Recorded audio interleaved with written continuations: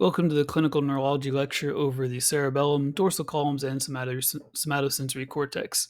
We'll just be covering a few pathologies for each of these structures, or rather pathologies that affect these structures. Um, let's get started. We're going to start with their cerebellar pathologies. Just a brief overview of the cerebellum. Remember, down the center, you have the vermis. You have the lobes of the cerebellum, and then you also have the little flocconodular lobe as well. So we're going to cover spinocerebellar ataxia, cerebellar stroke, medulloblastoma, alcoholic cerebellar degeneration, and then multiple sclerosis. So in these lectures, what I've done for the PowerPoints is I've broken all of the pathologies we're discussing into the cause and what's going on physiologically, so etiology and pathophysiology, common things you find in the patient history, common things you'll find in the clinical exam, uh, relevant diagnostic tests and imaging, and then the diagnostic criteria for this. I've kind of separated the text into two different color schemes. You can kind of figure that the greenish color is going to be the things that you need to understand in order to be able to answer the exam questions and quiz questions I'll be giving you. Whereas the white text is going to be, relevant information, maybe things you might need to understand for a few board questions here and there, but it's just a little bit more detail for you. All right, so what is spinocerebellar ataxia? It's a group of genetic disorders. They have a gradual onset with coordination difficulties, so unsteady gait, clumsy hand movement. There's often a family history of ataxia or neurological disorders. You'll have slurred speech, difficulty swallowing, limb stiffness in some types, right? Age of onset is in the 20s or 40s, but it varies by subtype. Main clinical feature here is going to be the ataxia. That's that wide-based, unsteady gait and poor limb coordination. We find these things clinically, right? With dysmetria, we're going to learn these exams in lab. You have your finger, nose, finger, heel tap tests, looking for overshooting and undershooting diagnostically for that. Also, you'll have an intention tremor, which again you'll see during that heel shin test or the finger nose finger test. That's the intention tremor is when somebody is having the intent to move, so they're moving with intention. It's a controlled movement, and you'll see the tremor during that motion. Whereas with a resting tremor, you'll see the tremor just when they're attempting to sit or stand and be still. They'll have a tremor even though they're still. So with the cerebellar stuff, with ataxia, you're going to see that intention tremor, right? And then dysarthria, slurred speech or scanning speech means they're kind of like repeating words or parts of words, trying to get the sentence out. Diagnostic criteria: you can have progressive ataxia with a positive family history, and you can confirm the genetic mutation through genetic testing. Right, you're going to have clinical signs of cerebellar dysfunction. Anytime you're diagnosing something like this, again, this is a group of rare genetic disorders. So you're going to want to exclude other causes. For our purposes, if we start recognizing some of these things clinically, we know that they need to be referred out to a clinical neurologist who specializes in this subset of neurology dealing with specific genetic disorders. Likely your best route is just to send them to a clinical neurologist in the area and let them carry on the further referral process if needed. All right, with cerebellar stroke, keep in mind when we start talking about strokes, you need to understand the anatomy of the blood supply. And so right here, the one we're mainly talking about in this, in a lot of this, is going to be the pica.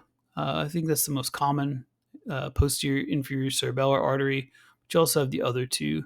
The reason that pica one comes up, let's see if I can find where I stuck this information on the slide. Well, I think we come up to it later. Don't worry about it. All right, so our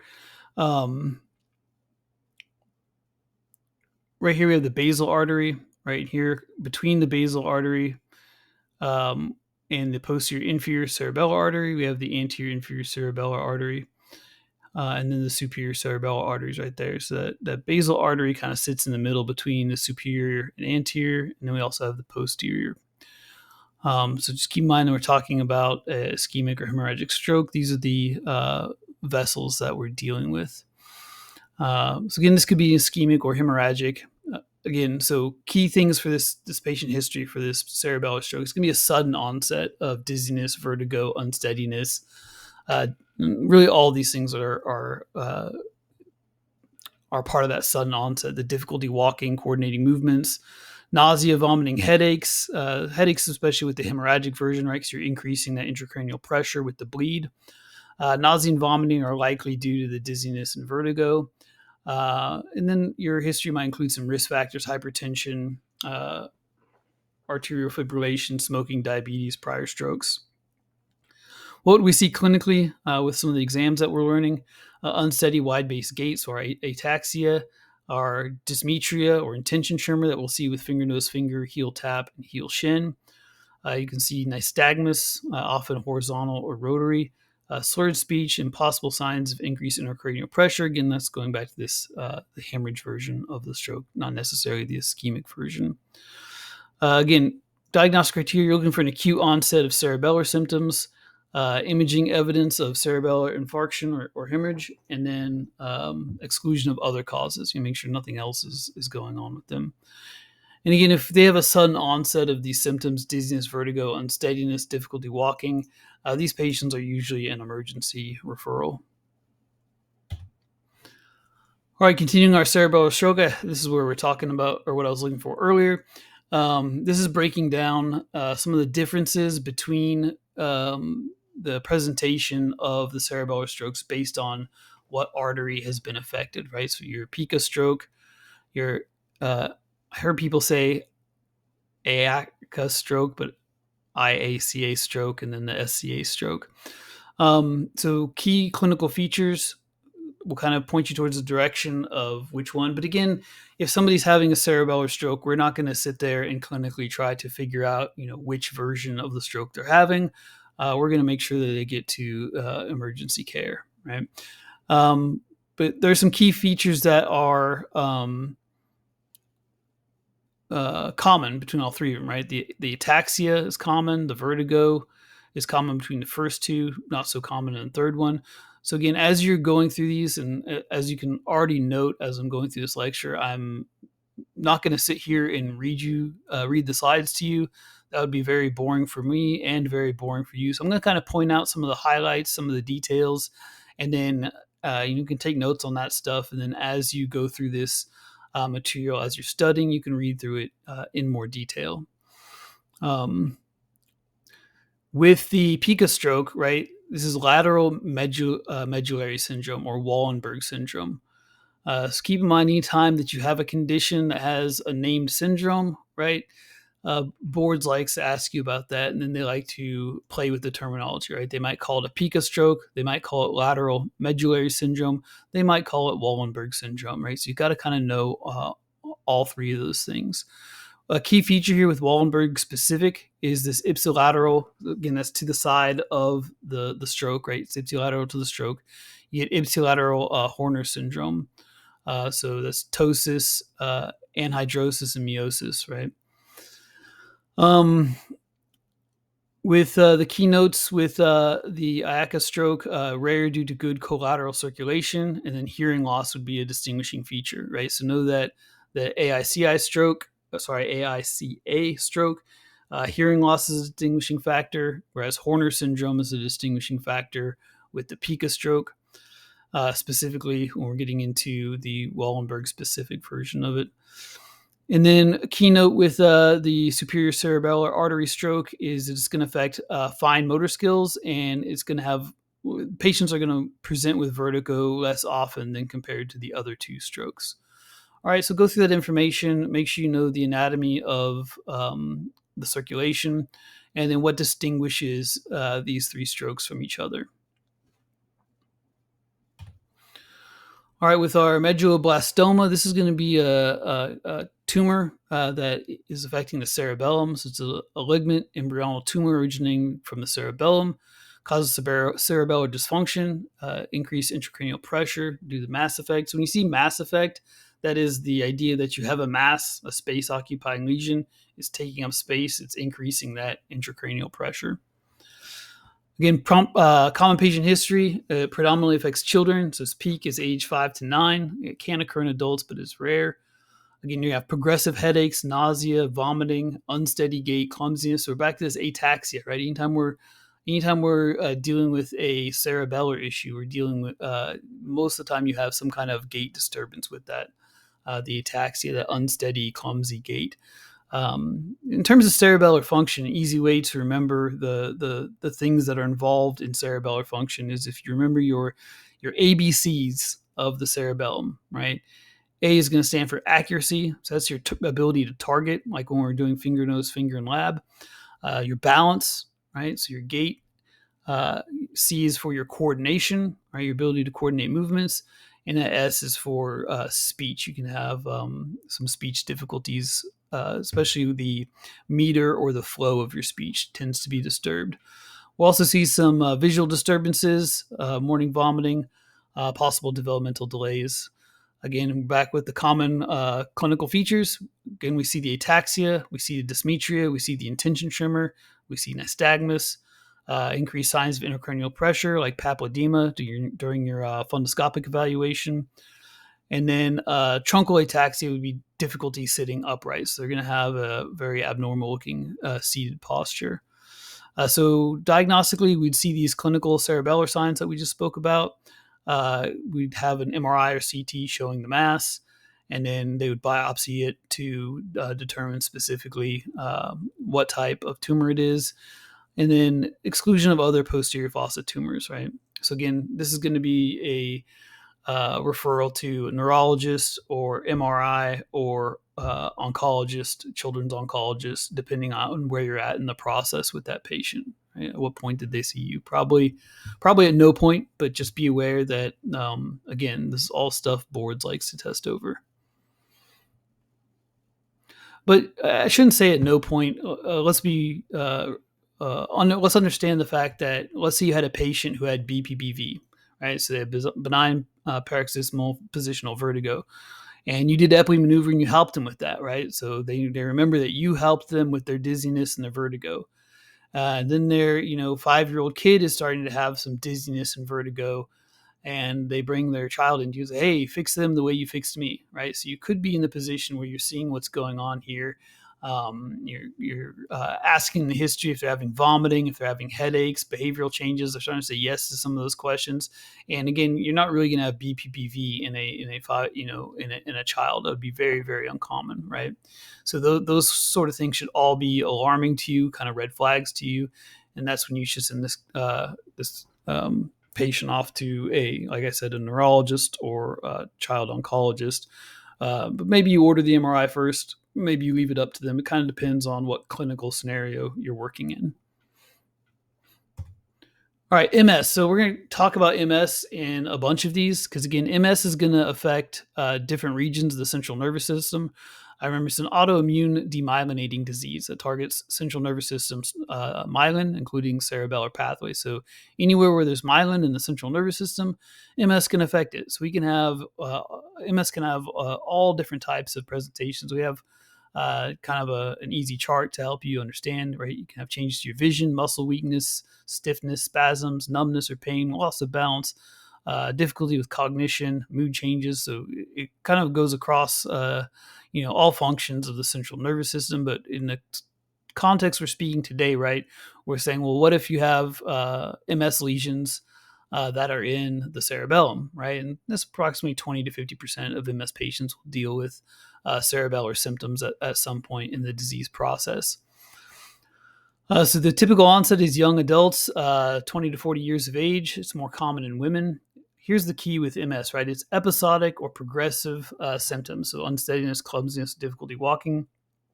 That would be for cerebellar, right? Unsteadiness, clumsiness, difficulty walking. But the episodic or progressive part of it is true of all MS symptoms, right? They tend to come on, they go away, they come on again, they're getting worse, they go away, right? So we see this progression through the disease.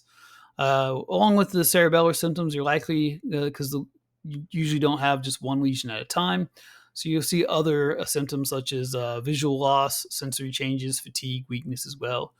So it's relapsing and remitting. I just spoke about that. Symptoms often worsen and improve over weeks to months.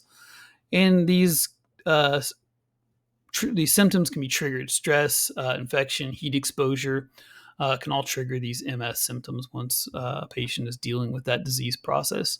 So our common clinical exam findings, again, within the context of this being cerebellar, a cerebellar conversation, right? Again, ataxia, we see that anytime we see something going on with the cerebellum, we have these Y-based unsteady gait. Our dysmetria and our intention tremor, scanning or slurred speech, nystagmus, and then other MS signs. So along with this, you might see hyperreflexia, again, if it's affecting the cortical spinal tract, same with spasticity, sensory deficits like loss of vibration if it's affecting the dorsal columns, which we'll get to when we talk about MS within our dorsal column pathologies coming up next. Diagnostically, a MRI of the brain and spine shows multiple demyelinating lesions. That's kind of how we identify that they're having MS. And there's also a diagnostic criteria here, this McDonald criteria from 2017. Evidence of dissemination in space, meaning the lesions are in multiple central nervous system areas, and in time, meaning the lesions at different times. So, say if you have a series over the course of a year, you have several different series of MRIs, and we see that you have lesions in different areas of the brain, and they come and go, and so you have different lesions at different times. And so, think about that. That matches up with our symptomatic presentation, right? We have different symptoms coming and going at different times. All right, moving on to dorsal column pathology. Did you remember we spoke about the dorsal columns when we talked about spinal cord pathologies, right? So we had this posterior column, right? Vibration and position sense. So keep that in mind when we're talking about dorsal column pathologies. Just refer back to your spinal cord lesions and think of this presentation of posterior cord syndrome, right? So we'll talk about subacute combined degeneration. This is a vitamin B12 deficiency. Tabes dorsalis, which is tertiary syphilis, also called neurosyphilis. Spinal cord tumors, multiple sclerosis again, and then spinal cord injury, trauma directly to those posterior columns. All right, for subacute combined degeneration, all right, the cause of this is a vitamin B12 deficiency. People with pernicious anemia, which is an autoimmune disorder. You can have malabsorption from gastric surgery or Crohn's disease, or dietary deficiencies, which is a risk for veganism, assuming, for instance, someone decides they're going to start a vegan diet, but they really don't. They haven't researched it. They don't know what to do. They don't know what supplements and what foods they need to eat to make up for this, right? And the reason for that is our vitamin B12, our dietary intake from it, as you can see here, is primarily coming from meats, right? Or from animals, rather. So your milk, your eggs, various meats, right? Nuts have some. But again, if someone's uneducated and just starting a vegan diet, they could run the risk of developing this vitamin B12 deficiency. Hopefully it gets noted before it gets so far as to have subacute combined degeneration.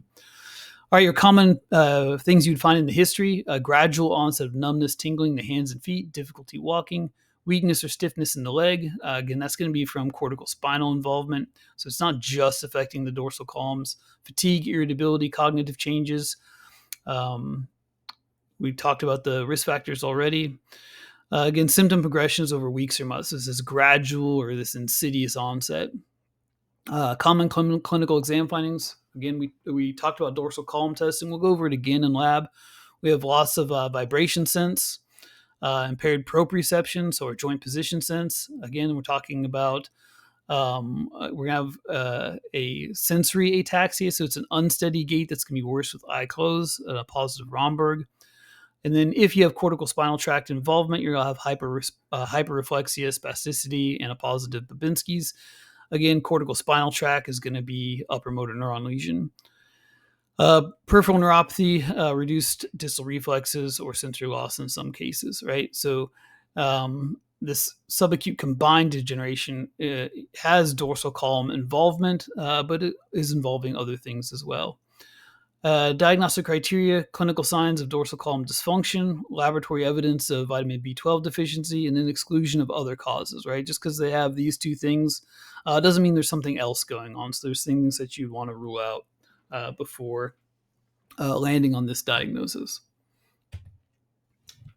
Tabes dorsalis, right? This is tertiary syphilis, also called neurosyphilis. This is the late stage of syphilis, typically 10 to 20 years past the initial infection point.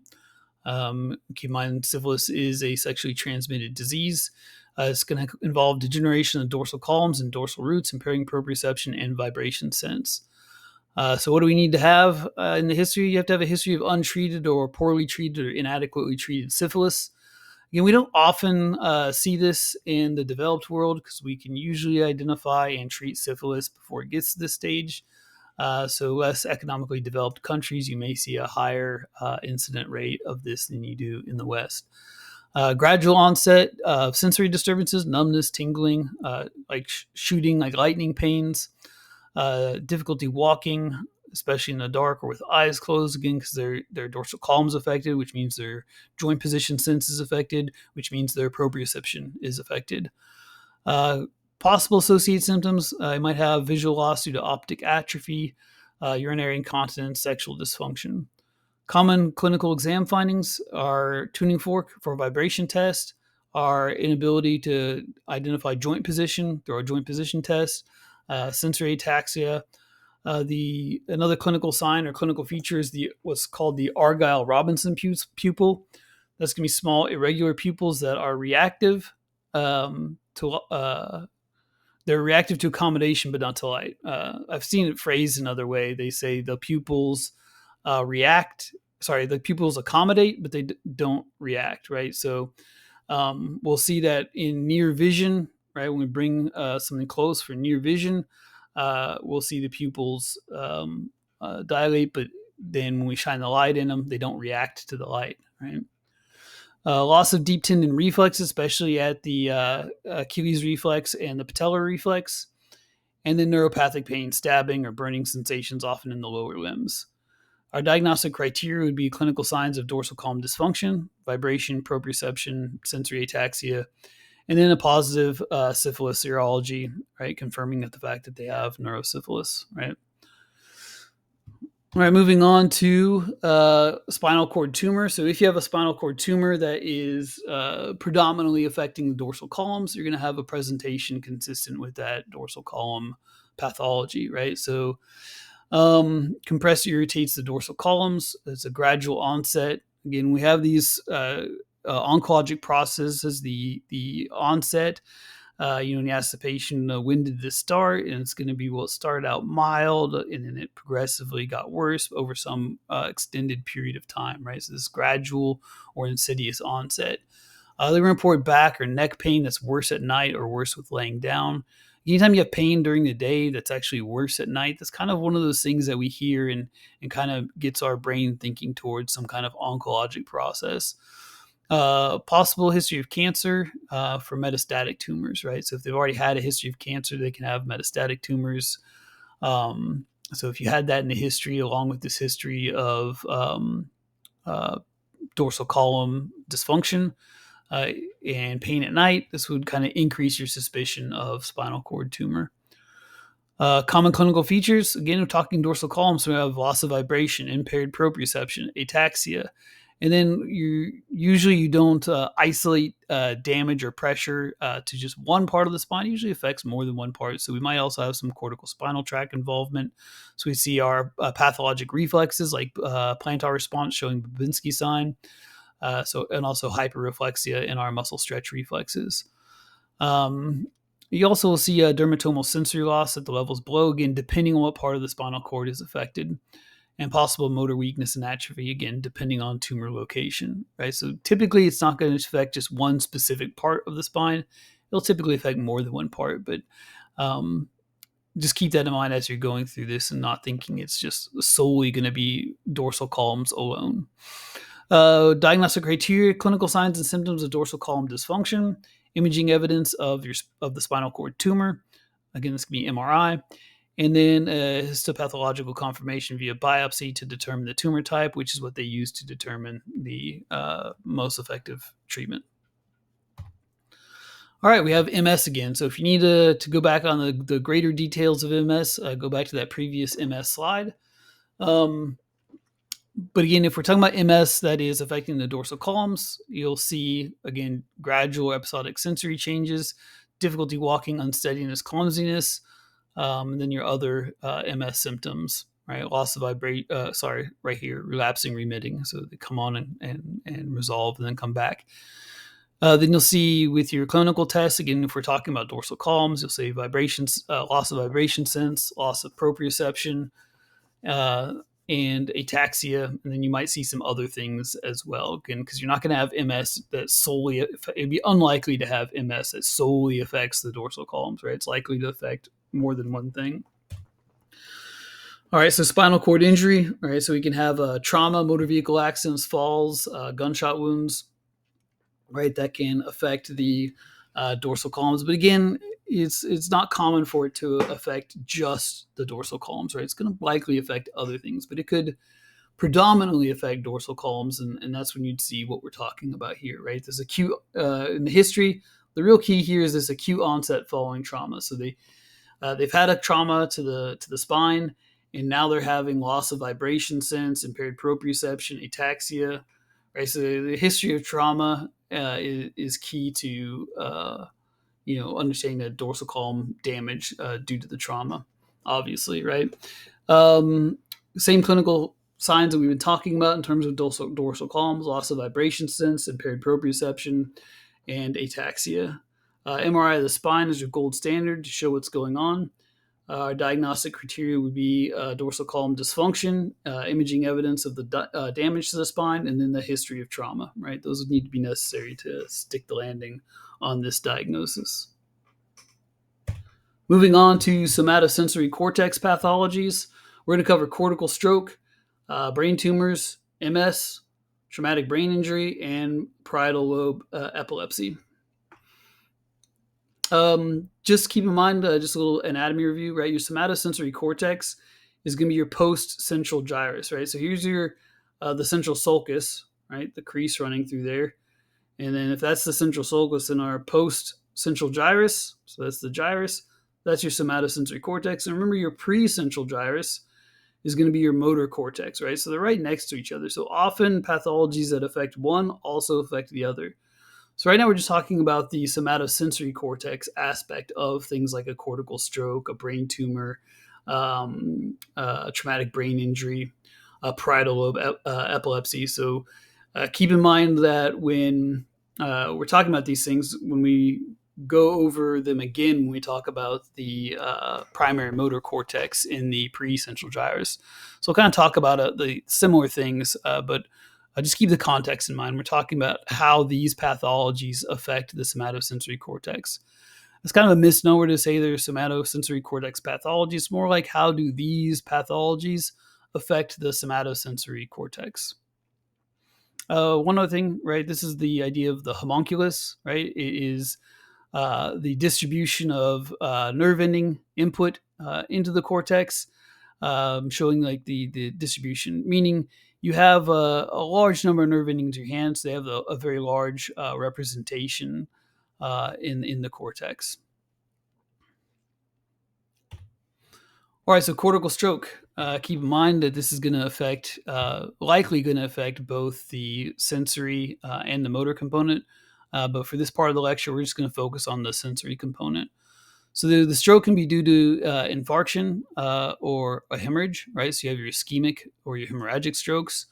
More commonly with this presentation, we're talking about the middle cerebral artery, right? So the middle cerebral artery right here is coming off the internal carotid artery, right, to the middle cerebral artery, and that's what we're talking about, an ischemic or hemorrhagic event happening. And it's going to disrupt the cortical sensory processing, so touch, proprioception, and stereognosis, the ability to identify objects by touch, which we'll talk about that exam in lab. Again, sudden onset is key here. Right? You have a stroke, the sudden onset, loss of sensory loss, paresthesia. It's going to be contralateral to the lesion, affecting the limbs and the face. Common clinical findings: impaired cortical sensation, so reduced stereognosis, so it's inability to identify objects by touch. Graphesthesia, and we're going to cover these exams in lab. Graphesthesia, inability to recognize numbers drawn on the skin. Numbers or letters. I think we like to use letters. 2-point discrimination. Again, the test we'll go over in lab.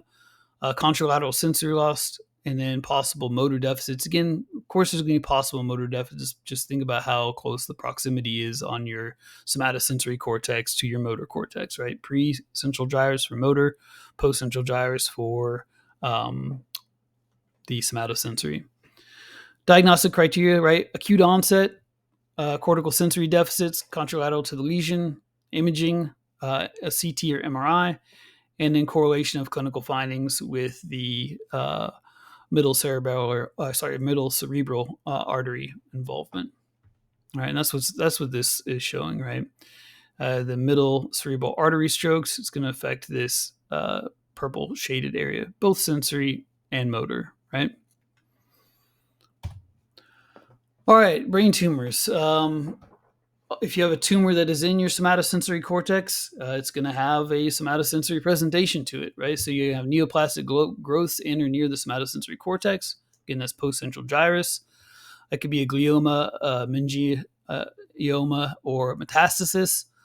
So your primary tumors, glioblastoma, oligodendroglioma, or secondary, you're going to have metastasis, so metastatic cancer coming from either lung cancer or breast cancer. Commonly. Again, it's going to cause mass effect. So the mass is going to occupy some space. It's going to cause edema. It's going to disrupt cortical sensory processing, right? May trigger seizures or increase intracranial pressure as well, in which case we'd also see papilledema on the fundoscopic examination. Common patient history, gradual onset, right? So keep that separate from that sudden or acute onset. We have this gradual onset of sensory disturbances, numbness, tingling, loss of sensation. A headache, worse in the morning, or worse with postural changes. Again, that's due to that increased intracranial pressure because we have a lesion that's occupying space inside the cranium. Common exam findings, right? Because we're talking about the somatosensory cortex, guess what? We're going to have somatosensory cortex findings, right? Impaired cortical sensation, stereognosis, graphesthesia, 2-point discrimination, vibration, proprioception. These things are all going to be affected and are all things that we can test for. And like I said, we'll go over the somatosensory tests in lab. Diagnostic tests, MRI is going to be your gold standard for tumors in the brain. And then our diagnostic criteria is your clinical cortical sensory defects, those things we just spoke about. Imaging for evidence of the tumor. MRI is best for this. And then, again, they're going to do a histopathological confirmation via biopsy to determine the definitive type of tumor, which, again, they're going to treat different tumor types differently. All right, guess what? We have MS again, right? If we have MS lesions that are affecting the somatosensory tract, the somatosensory cortex, then again, you're going to have somatosensory findings, right? So again, this stuff is all the same as the previous MS slide or the first MS slide. Episodic or progressive sensory disturbances. Again, we're talking about the sensory disturbances because we're talking about the somatosensory cortex. Difficulty with fine motor skills due to sensory loss. And then impaired cortical sensation, right? Again, we're talking about the stereognosis, graphesthesia, 2-point discrimination, right? It's always going to be contralateral loss to the side of the lesion. TBI, again, TBI is not just synonymous with the somatosensory cortex. It depends on where you injure your brain, right? The location of the injury or the location of the lesion in the brain determines what kind of symptomatology is going to go with it. So right now we're talking about a TBI that would predominantly affect the somatosensory cortex. This is what it would look like.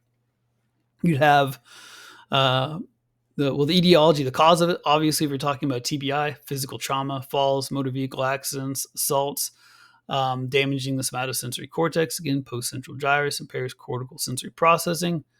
A recent history of head trauma is going to be key in the history. Acute onset, right after that head trauma, headache, confusion, loss of consciousness at time of injury. And then the exam findings is going to be the same things we've talking about, right? Because we're still talking about the somatosensory cortex. None of that's really changed. With this, you might have signs of increased intracranial pressure, papilledema, altered mental status in severe cases. And again, that's just going to be due to the swelling that's happening inside the cranium. Diagnostic criteria, clinical cortical sensory deficits, history of head trauma consistent with the onset of the symptoms, and then imaging evidence to show the damage that has taken place to that region of the brain. Parietal lobe epilepsy, right? So we're dealing with epilepsy in the parietal lobe, but again, it is likely to affect more than just the. It's going to affect more than just the somatosensory cortex or the post-central gyrus, but it can and does affect the somatosensory cortex. So that's the context of this slide, right? So focal seizures originating in the parietal lobe, particularly the somatosensory cortex, caused by cortical hyperexcitability due to lesions. Could be tumor, stroke, could be congenital, like a malformation. But sometimes these epilepsies are idiopathic, meaning unknown. We don't really know why the patient has them. But it's going to disrupt normal sensory processing, leading to sensory auras or deficits, right? With this, it might not just be a deficit. They might be perceiving sensations that aren't there, right? Common patient history, episodic sensory disturbances, brief episodes with or without loss of awareness. So that means sometimes when somebody has a seizure, they lose awareness. They don't know what's happening, don't remember it's happening. So with this parietal lobe epilepsy, sometimes they lose awareness of what's going on as it's happening, but sometimes they maintain that awareness, so they're kind of aware that weird stuff was happening. Whereas if they lose awareness, you would ask them, what just happened, and they have no idea, right? They know something did, but they weren't really, quote unquote, present when it happened. So triggers for these episodes of the epilepsy: sleep deprivation, stress, or being non-compliant with their medication. Common clinical exam findings, again, since we're talking about the somatosensory cortex, the post-central gyrus, we're talking about the same sort of things in our exam findings for this, right? Again, because these things aren't specific to one region of the brain, they often involve more than one region. It's possible to also have motor signs because the motor cortex is, like we just talked about, just in front of that central sulcus, your precentral gyrus. So clonic movements or weakness if seizure spreads to the motor cortex, right? Clinical history of focal sensory seizures consistent with parietal lobe origin, an EEG for evidence of the epilepsy, and then imaging, MRI preferred. Again, this is to rule out structural lesions causing the seizure. So it's not that they're going to see what's causing the seizure. If it's idiopathic, they're obviously not going to see what's causing the seizure on the MRI, but we want to rule out the structural causes, right? The where did it go? Right, tumor or stroke, right? Could be structural causes. And then exclusion of non-epileptic causes, stroke, migraine, MS, right? All right, that brings us to an end. So just to review, right, we went over a lot in a short amount of time, but remember I just touched on the highlights. So keep in mind, get a copy of the presentation and make sure you read through it, understand it, and study it in context with the other things you're learning. So we did cerebellar pathologies,